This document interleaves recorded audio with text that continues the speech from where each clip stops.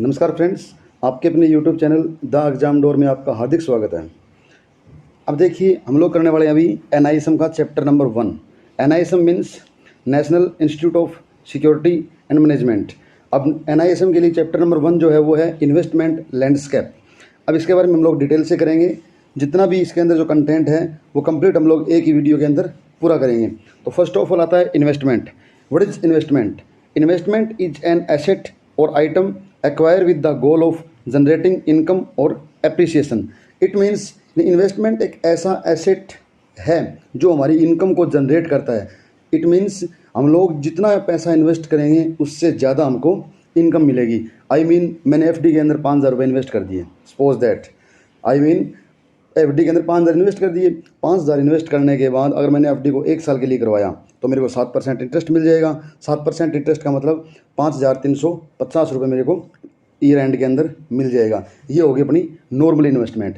अब मेन बात आती है कि इन्वेस्टमेंट क्यों करें। वही investment to receive regular income, to live a comfortable life and make future. It means हमको इन्वेस्टमेंट क्यों करना चाहिए। इन्वेस्टमेंट करने के लिए हमें क्या रीज़न क्या है इसका? हमें अपनी लाइफ को बेटर बनाने के लिए, हमारे फ्यूचर को बेटर बनाने के लिए और सिक्योर करने के लिए हमें क्या करना पड़ेगा? अपनी लाइफ को और इन्वेस्टमेंट करनी पड़ेगी अपने को। नेक्स्ट आता है फाइनेंशियल गोल। अब फाइनेंशियल गोल क्या होता है? फाइनेंशियल गोल मतलब goal setting is a very important exercise while planning for investment. When we assign amount and timeline to these object we convert these into financial goal. It means financial goal का मतलब ये हो गया कि हमें गोल को setting करना बहुत ज़्यादा ज़रूरी है। गोल सेटिंग का मतलब हमें फ्यूचर के लिए ये करना है। फॉर एग्जांपल मैं अभी IMA के अंदर ट्रेनिंग कर रहा हूँ PO बैच के लिए। अब मेरे को क्या गोल है? मेरे आगे मेरे को सीनियर पोस्ट पे जाना है, चीफ मैनेजर पोस्ट पे जाना है, AGM पोस्ट पे जाना है। तो ये क्या है? मेरा नेक्स्ट फ्यूचर का गोल हो गया। अब नेक्स्ट फ्यूचर के गोल के लिए हमें पहले से क्या करना पड़ता है? इसकी प्लानिंग करनी पड़ती है कि हमें जो पैसे इन्वेस्ट करने हैं उनको कहाँ कहाँ पे अपने को मतलब लगाना है उन पैसों को। इट मीन्स चाइल्ड एजुकेशन हो गया एग्जाम्पल के लिए। फॉर दिस अपने को घर खरीदना है। हम लोग आज से ही हर महीने 5-5 हज़ार रुपये की सेविंग कर रहे हैं। तो नेक्स्ट 3 साल के अंदर हम लोग कुछ ना कुछ इन्वेस्ट करके या कहीं शेयर मार्केट में इन्वेस्ट करके कहीं से भी कुछ करके थोड़ा बहुत करके हम लोग एक घर खरीद सकते हैं। तो ये हो गया अपना फाइनेंशियल गोल। नेक्स्ट आता है कि फर्स्ट जो होता है वो स्टेप क्या है गोल को, फाइनेंशियल गोल को मतलब प्लानिंग करने के लिए। तो first step is the goal to identify these events in life. मतलब उन लाइफ को अपने को आइडेंटिफाई करना है कि हमारी ज़िंदगी में क्या क्या हो सकता है। अब सपोज दैट कोई भी इंसान ये नहीं चाहता कि मेरे घर में कोई बीमार हो, लेकिन हम फिर भी हेल्थ इंश्योरेंस करवाते हैं ना। नेक्स्ट कोई भी नहीं चाहता कि मेरे घर में चोरी हो जाए, फिर भी हम लोग घर पे लॉकर वगैरह सब कुछ रखते हैं। घर में अलमारी को लॉक रखते हैं, सब चीज़ को लॉक रखते हैं। नॉर्मली हम लोग गाड़ियों तक को भी लॉक करके अंदर आते हैं घर पे। हमारे घर के बाहर कोई गाड़ी खड़ी अपनी खुद की, हम लोग उसको क्या करते हैं? लॉक करते हैं। किसके लिए? फ्यूचर के लिए, कि गाड़ी चोरी नहीं हो जाए। इसलिए हमें हॉस्पिटल, एक्सीडेंट, थेफ्ट, फायर, इन सब ऑल एक्सपेंस के लिए भी हमें अलग से अपना कुछ ना कुछ प्लानिंग करनी पड़ती है। यही क्या होते हैं? हमारे सारे फाइनेंशियल गोल होते हैं। नेक्स्ट आता है short term needs versus long term needs यानी गोल्स।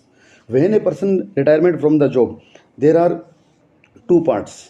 अब 2 पार्ट कब जब कोई बंदा अपनी जॉब से रिटायरमेंट होता है तो उसके पास 2 ऑप्शन होते हैं। कौन कौन से ऑप्शन होते हैं? फर्स्ट, एक्यूमुलेटिंग ए सम और taking income out of corpus. मतलब अपने को इतनी अमाउंट बचा के रखनी है। It means I am doing a job in banking sector and I invest some of money every month in NPS national pension scheme, कि जो मेरे को एंड ईयर के अंदर मिल जाए कुछ ना कुछ, मतलब आगे मेरे को बचाने के लिए पैसे मिल जाए। तो जब मैं रिटायरमेंट होता हूँ तो मेरे पास एक पैसा होना चाहिए।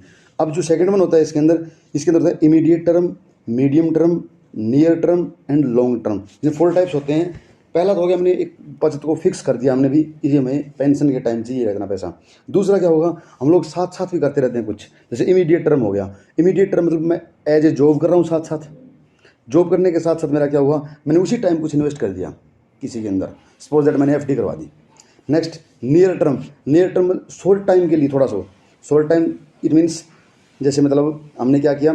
एक शेयर खरीद लिया, नॉर्मली इंट्राडे पे खरीद लिया उसको। इंट्राडे मीन्स सेम डे उसको सेल करना होता है। नेक्स्ट थर्ड होता है मीडियम टर्म मतलब मिड टर्म के लिए। इट मीन्स 5 साल के लिए, 10 साल के लिए, 20 साल के लिए, 25 साल के लिए। और लॉन्ग टर्म होता है लॉन्ग लाइफ कंप्लीट रूप से। ये हो गया अपना लॉन्ग टर्म। नेक्स्ट आता है अपना financial goal time horizon for achievement and inflation.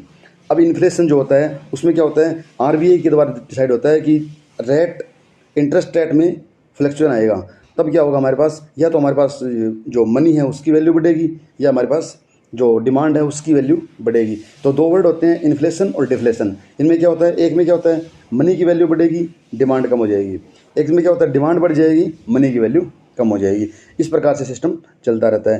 तो इट मीन्स हो गया the next step would be to assign amount for financial goal.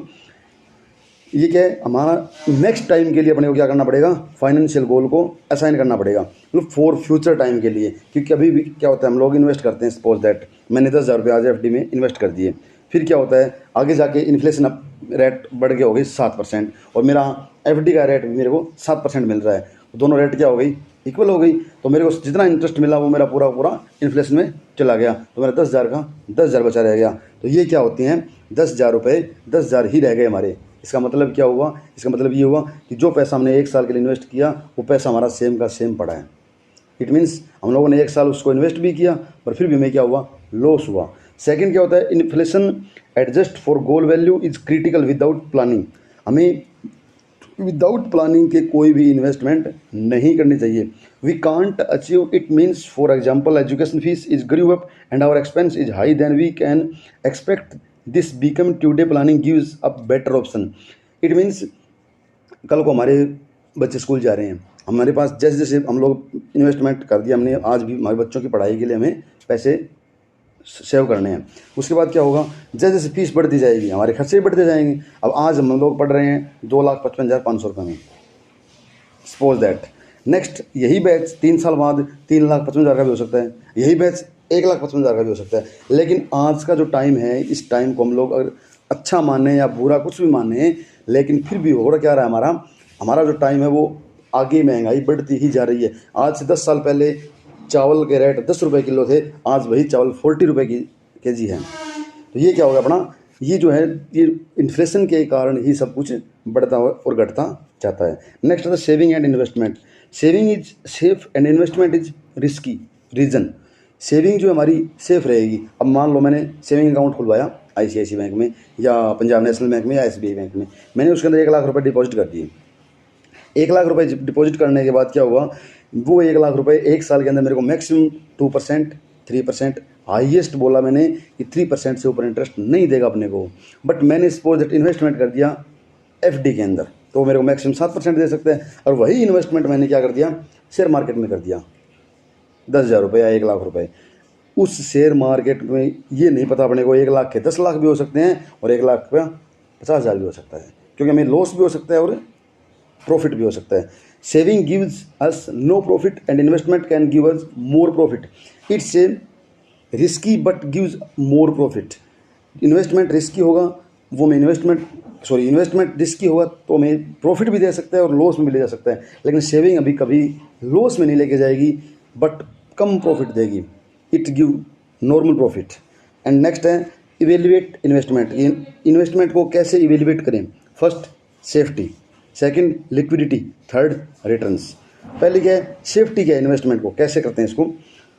Safety में क्या होगा, it means investment capital is safe.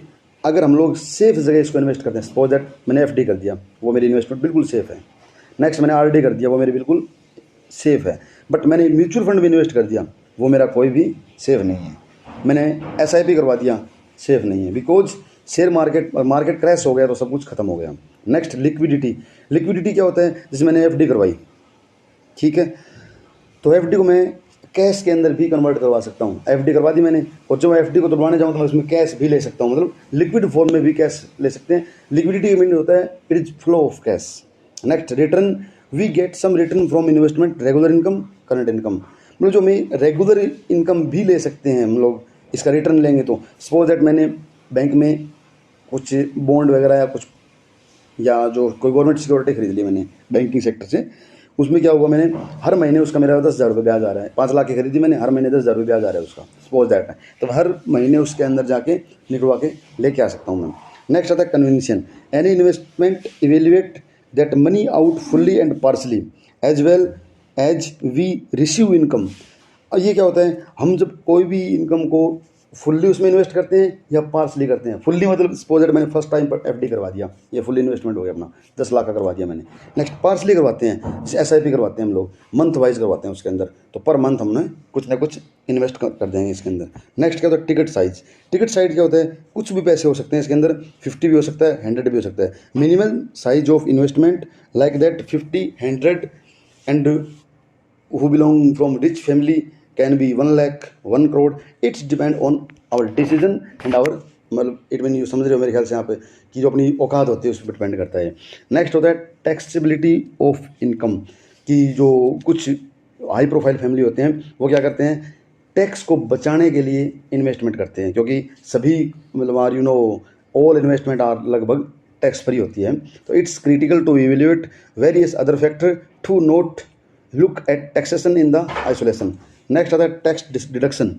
Tax deduction is the apply for some certain product that is trade off between liquidity and tax deduction. वही same हो गया इसके अंदर कि tax को बचाने के लिए हम लोग टैक्स नहीं देना चाहते गवर्नमेंट को, बट जो टैक्स को भी बचा लेते हैं हम लोग, और साथ में क्या कर लेते हैं, कुछ ना कुछ हमारे पास इनकम भी आ जाए साथ में इसके लिए। तो इनकम आ जाएगी, इसलिए हम लोग क्या करेंगे, उसको टैक्स भी बच जाएगा अपना और इनकम भी आएगी साथ में। तो वो क्या हो जाएगा, ये हमारा जो इन्वेस्टमेंट है उसमें हमारा बहुत बेनिफिट करेगा।